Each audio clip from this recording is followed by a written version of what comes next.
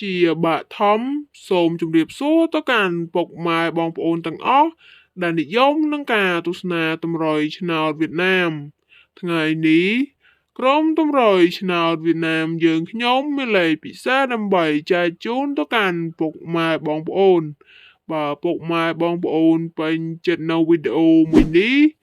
សូមកុំភ្លេចជួយចុច like ក៏ដូចជា Subscribe ដាក់សញ្ញារូបកណ្ដឹងដើម្បីទទួលបានវីដេអូថ្មីៗ